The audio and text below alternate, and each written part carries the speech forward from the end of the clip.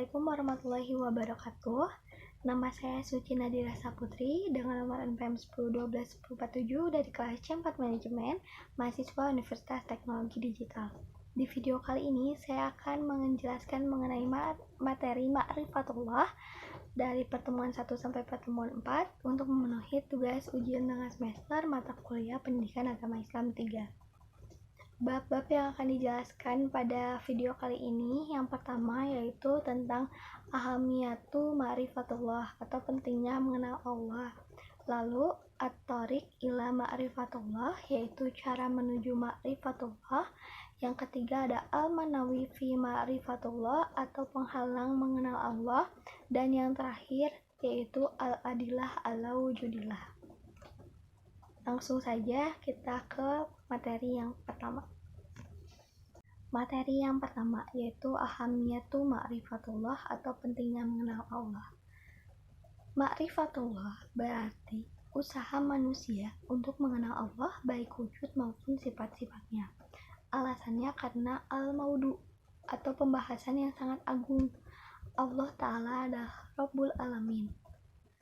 Yang kedua, pemahaman dan pengetahuan tentang Allah Ta'ala harus didukung oleh dalil-dalil yang kuat diantaranya seperti dalil nakli yang terdapat di Quran Surat Al-An'am ayat 19, lalu dalil akli, akal atau logika yang diperoleh dari ayat-ayat kauniyah seperti Al-Quran dan hadis. Lalu yang ketiga ada dalil fitri atau fitrah yang Allah isyaratkan kepada manusia untuk tunduk kepadanya. Lalu ma'rifatullah akan menumbuhkan keimanan dan ketakwaan yang menjadi jalan untuk mendapatkan karunia di dunia dan juga di akhirat. Karunia dalam mengenal Allah. Di dunia kita akan mendapatkan at-tumaninah atau ketenangan ketika kita mengenal Allah. Lalu yang kedua ada al-amnu atau rasa aman. Yang ketiga ada al-huriyah atau kemerdekaan. Yang keempat ada al-barokat atau keberkahan. Yang kelima ada al-hayatut thayyibah atau kehidupan yang baik. Ketika kita mengenal Allah, kita akan mendapatkan itu semua di dunia.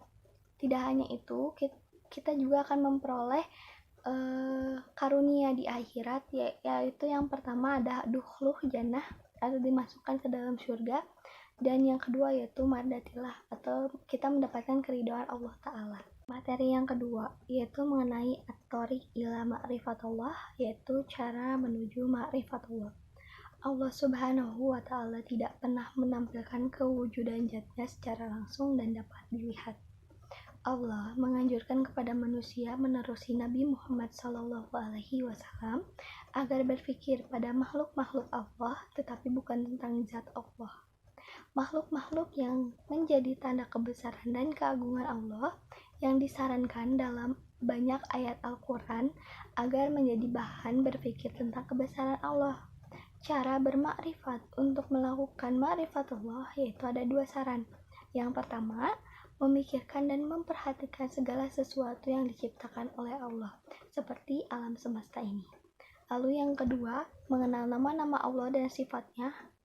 Adapun manusia-manusia itu untuk sampai kepada ma'rifatullah, maka terlebih dahulu ia haruslah mengenal dirinya sendiri yang sebenar-benarnya. Man arafa nafsuhu faqad arafa rabbahu. Barang siapa yang mengenal akan dirinya sebenar-benarnya, niscaya kenalah ia akan Allah. Materi yang ketiga yaitu al-manawi min ma'rifatullah atau penghalang mengenal Allah. Secara garis besar, terdapat dua hal yang menghalangi manusia dalam mengenal Allah. Yang pertama ada maradu syahwat, yaitu berkaitan dengan penyakit hati, berupa nafsu dan kesenangan, serta perilaku yang tidak terpuji. Yang kedua ada maradu subihat, yaitu berbagai hal yang menimbulkan keraguan, lebih banyak berkaitan dengan masalah akal dan logika. Maradu subhat artinya samar, kabur, atau tidak jelas. Penyakit syubhat yang menimpa hati seseorang akan merusak ilmu dan keyakinan sehingga terjadilah perkara ma'ruf menjadi samar dengan kemungkaran. Maka orang tersebut tidak mengenal yang ma'ruf dan tidak mengingkari kemungkaran. Sifat-sifat yang berasal dari penyakit syahwat. Yang pertama ada al-fisau atau kefasikan, yaitu orang yang senantiasa melanggar perintah dan larangan Allah. Yang kedua ada al-kibru atau kesombongan, yaitu sikap di mana hati seseorang ingkar dan selalu membatas terhadap ayat-ayat Allah. Yang ketiga ada al-zulmu, yaitu kezaliman, yaitu suatu perilaku yang meletakkan sesuatu tidak pada tempatnya, melampaui batas dan menyimpang dari tujuan. Lalu yang keempat ada al-kizbu atau kedustaan, yaitu sikap di mana seseorang itu melakukan sikap bodoh, pengingkaran terhadap ayat Allah. Lalu yang kelima ada kasyratullah ma'asyi, yaitu banyak melakukan perbuatan maksiat seperti sikap sombong dan pengingkaran terhadap ayat Allah. Lalu untuk materi terakhir yaitu al-adillah ala wujudillah, bukti keberadaan Allah. Bukti eksistensi Allah sangat jelas dan terang bagi orang-orang yang mempergunakan akalnya. Bukti eksistensi Allah dapat dibuktikan dengan beberapa dalil, di antaranya dalil fitrah terdapat di Quran surat Al-Ankabut ayat ke-61, dalil indra yaitu berupa peristiwa yang terjadi di alam semesta bukanlah terjadi secara tiba-tiba, pasti ya ada yang menciptakannya.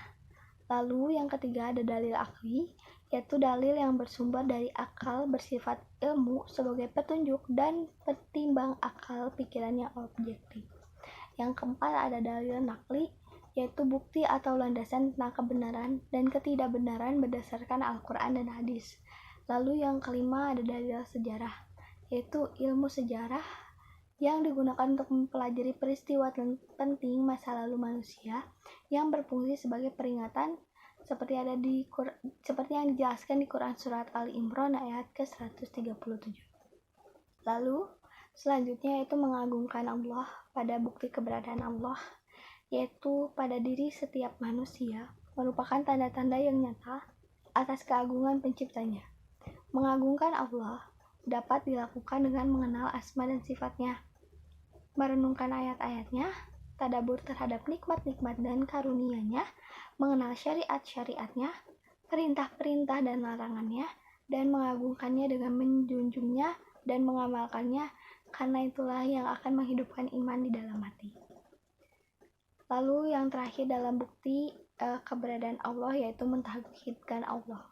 Tauhid artinya yakin atau percaya bahwa tidak ada Tuhan selain Allah. Seorang muslim wajib percaya keberadaan Allah. Sesungguhnya Nabi Muhammad SAW diutus Allah dengan misi menyampaikan kalimat tauhid agar manusia menyembah Allah semata dan tidak menyembah sembahan lainnya selain Allah. Dalam ajaran tauhid ada 3 hal yang mendasar. Yang pertama ada ilahiyat, yaitu hal-hal yang berkaitan dengan Tuhan.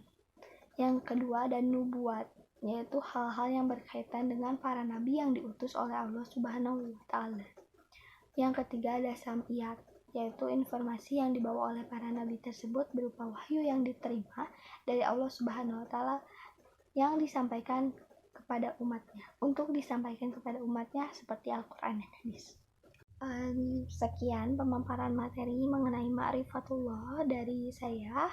Mohon maaf apabila ada kesalahan. Semoga tugas ini dapat memenuhi kriteria penilaian. Terima kasih. Wassalamualaikum warahmatullahi wabarakatuh.